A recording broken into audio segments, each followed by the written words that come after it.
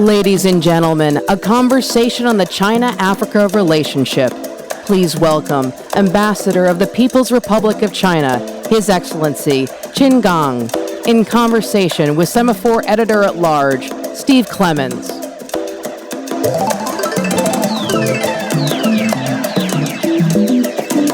No, you're that one there. Okay, I get to pick the seating.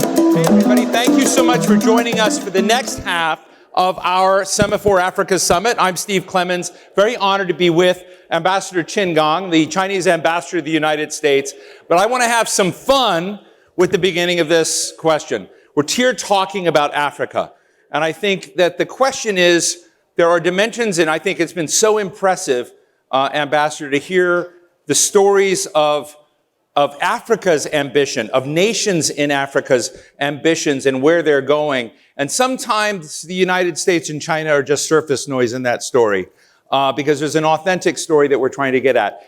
But I'm interested, and we have you as the ambassador, to imagine, I'd like to ask you to imagine if you were the foreign minister of China, and you were kind of looking at the global strategic dashboard of China. Where does Africa fit in that?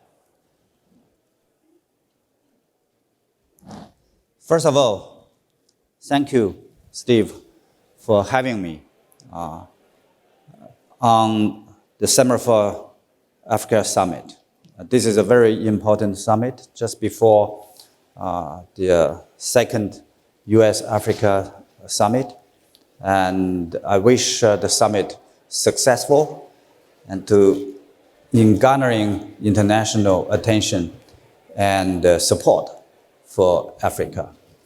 So back to your first question. Africa is a young, promising land. And China-African friendship is deep-seated and has a long history. And it's very popular in China. If you ask a foreign minister of China, whoever he is or she is, he or she must tell you that Africa is important. China-African relations are the bedrock of China foreign policy. I'll give you an example. Every foreign minister since 20 years ago must visit African countries, at the beginning of every year. So the visit to Africa is the first outgoing visit of Chinese foreign minister. So that can tell us how important we attach. But and I know that there was a reshuffling of leadership in China. You were made a member of the Central Committee.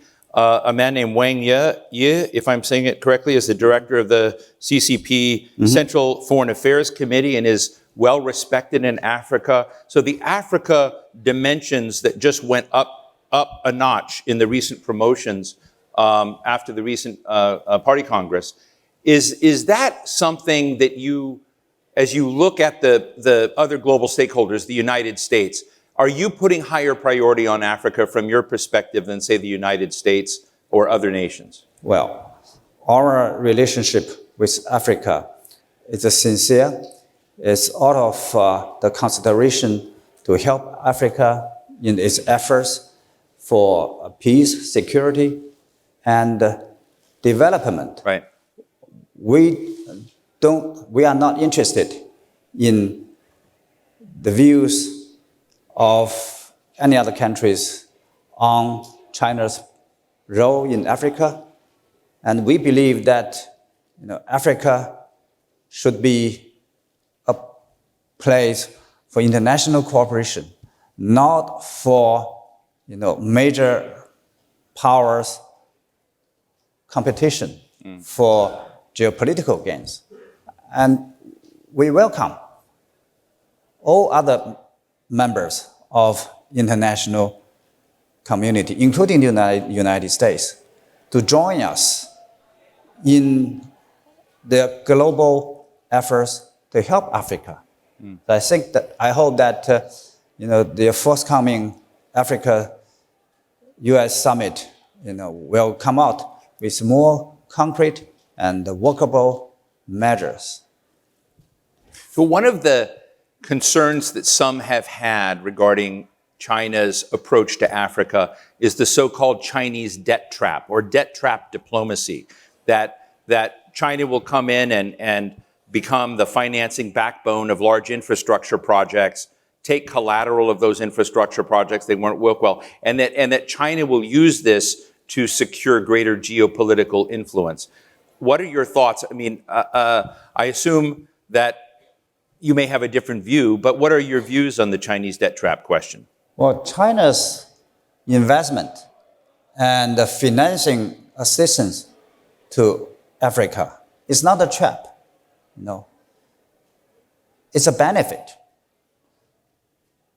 Over the past decades, China provided loans to help Africa's economic and social developments. The construction works are everywhere in Africa. You can see hospitals, highways, airports, stadiums. Obvious. There's no such a trap. It's not a plot. It's transparent. It's sincere. It's obvious. I give you a figure in terms of debts. China is not the biggest creditor of African debts.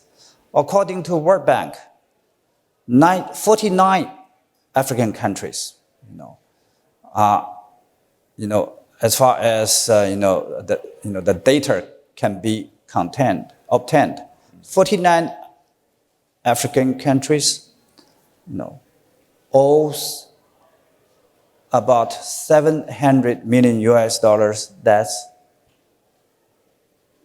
Among them, 2/3 are owed to multinational institutions and the non-Chinese private lenders. And China's, the debts owned by China, only a small amount. And according to Debt Justice, a UK charity, the African countries, owns 3 times more debts than they owed to China. And the interest rate were doubled, So China is not the largest creditor, and also China understands the debt situation. China wants to help African countries to get out of the poverty and to work for economic social development. And there's a concern about debt issues during the pandemic. Within the G20, there's a arrangement which is called the G20 Debt Service Suspension Initiative. China is an active member, and China participates in this initiative, and China suspended the most service payment among G20 members. Right. And China will continue to participate beyond this initiative, and we will participate. Right. We are participating, and we will participate Right. in the debt treatment for individual countries.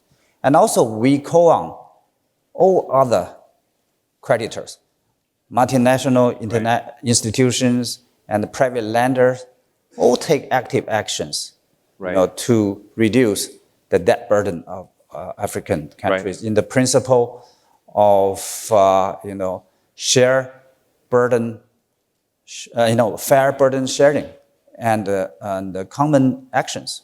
Oh, thank you. at a room. I want to get to climate change real quick, but I want to tell a little, fun vignette that you offered at a panda ceremony. It was the 50th anniversary of the panda program, panda exchange between the United States and China. And you made the comment, which I found fun, that said the pandas are no longer near extinction, that they've now reached a certain level of being able to populate the world, that they're now not off that endangered species, but you said those that are endangered are panda huggers, and meaning those that appreciate China. And I want to ask this with regards to U.S.-China tensions and big questions like climate change. Did the Biden-Xi summit in Bali set a floor on U.S.-China relations, and are they moving up? And is the climate meeting that we just had in Sharm el-Sheikh, where the Chinese negotiator Xi Jinping recently said that talks with John Kerry were candid, friendly, positive, and active. Overall, it's been very positive. It sounds very different, in fact, than the tone we had, say, just a month ago. Have U.S.-China relations, in terms of dealing with global problems, changed? Okay. First of all, about panda. I know African people like pandas also. And I believe that in Africa, you can see most panda huggers. I don't know if we have pandas in Africa.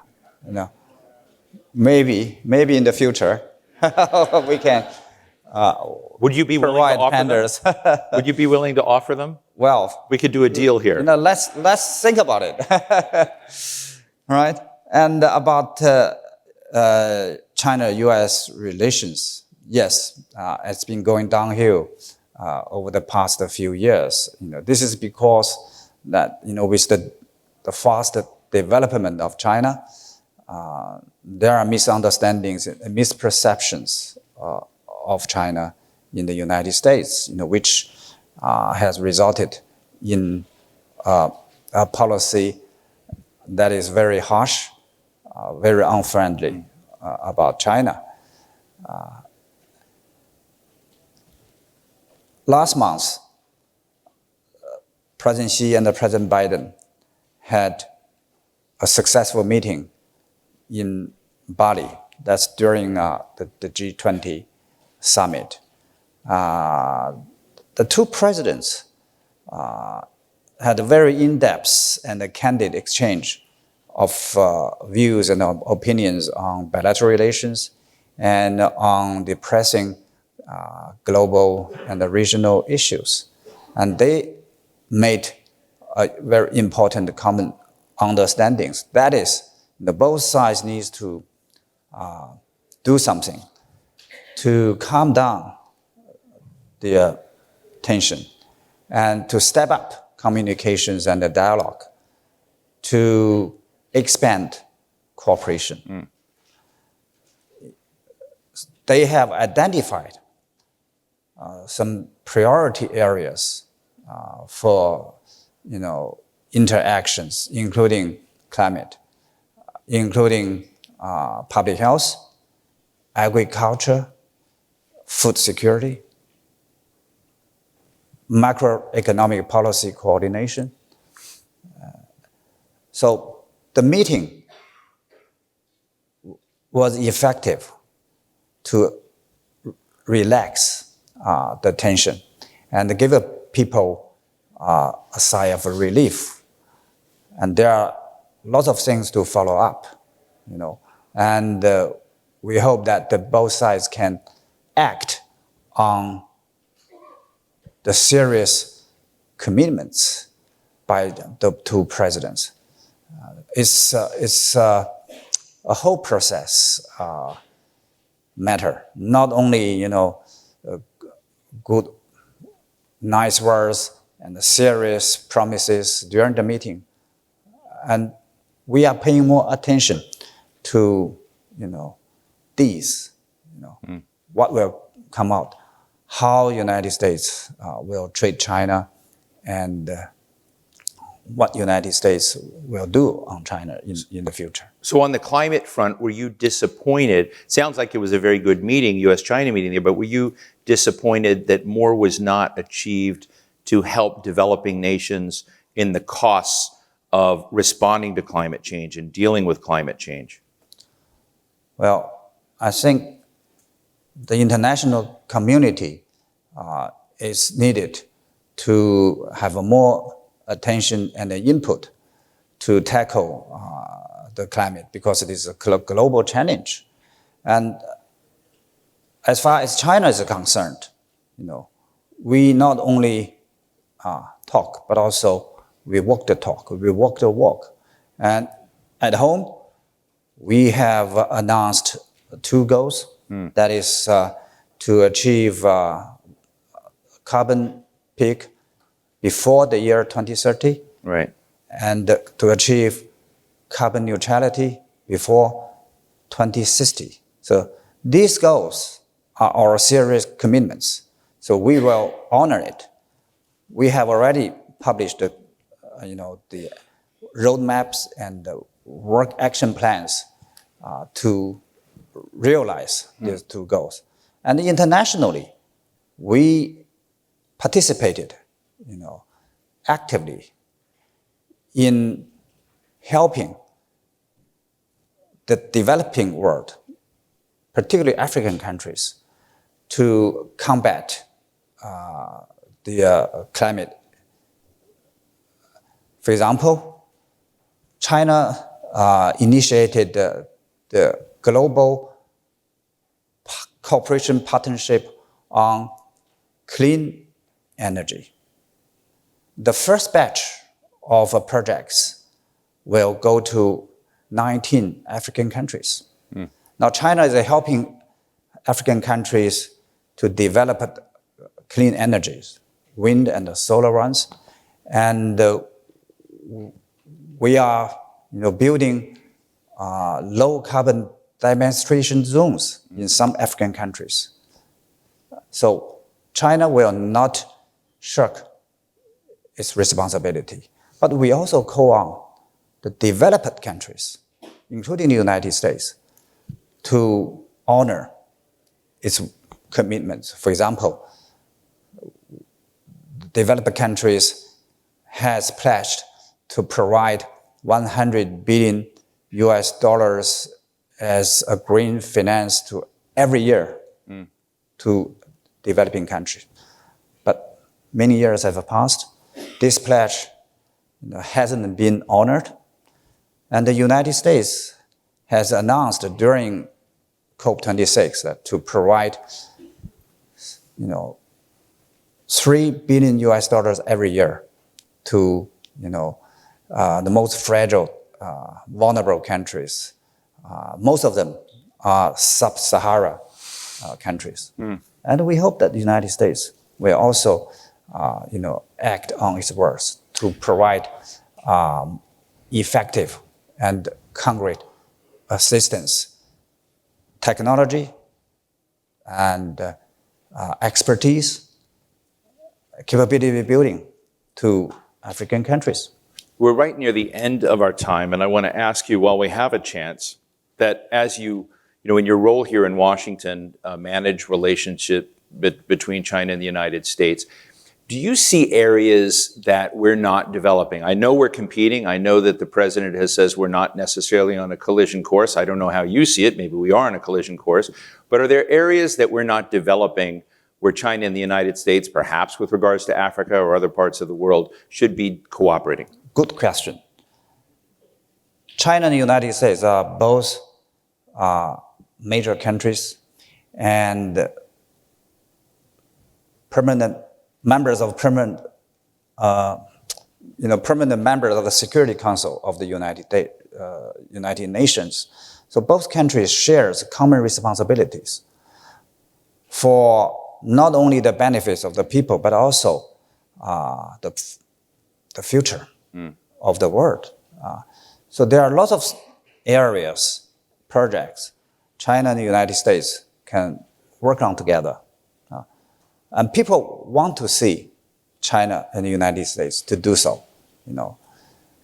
that's the international expectation.